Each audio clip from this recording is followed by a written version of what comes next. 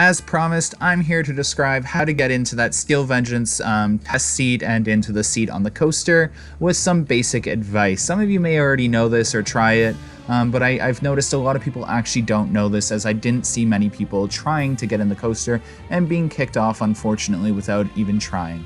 So basically, Steel Vengeance is an extremely high thrill attraction, so it doesn't have as an accommodating seat as other coasters, which is totally fine. So we learned basically how to get in that test seat, because at first when we sat in the test seat, some of us, in the group we were with, some of us didn't get the green light, and we gave up and we left. And then as we kind of walked around the park, we noticed we can get on any attraction we wanted, no problems whatsoever. So we decided we'd go back and try it. So we sat there, and let me tell you, the ride ops in this ride are super helpful. And they literally sat there helping us trying to get on this coaster. And by the way, I am working on losing weight and all that, so I'm not here to blame the coaster at all. I'm not one of those people. I know it's a me problem. But some of us, it takes a while to lose weight, so I'm just going to explain how to get on this coaster sooner if you don't have the patience to wait to lose patience to wait to lose your weight. Tongue twister, to get on this coaster. So basically what we did is you want to put your arms up on the back of the restraint and push yourself as far back as possible. You also don't want to wear anything bulky. So thin layer of t-shirt, thin layer of pants, nothing too bulky, as that's going to impact it greatly. Chess also, from our experience, is a little more accommodating than Digger.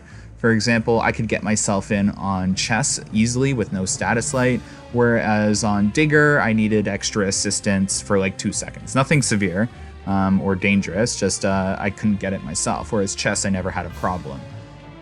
So basically put your arms back on the restraint and push yourself back as much as possible. And then on a lot of coasters, crossing your legs usually helps you get in.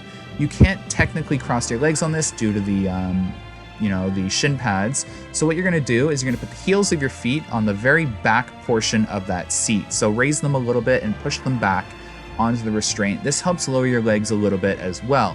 But you're also going to lower your knees a little bit, as much as possible actually, to help that lap bar come down even further than it would if your legs were just sitting there normal. Trust me, this helps. So again, arms back on the restraint. Push yourself as far back as possible. I'm talking about scooch. And then raise your heels of your feet to the back portion of that seat right there, a little up, and then angle your knees downward.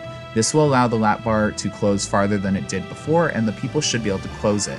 Hopefully this helps. Comment below if you have any questions. Share this video, give it a like, and subscribe if possible. Thanks so much. Have a good one, guys. Bye.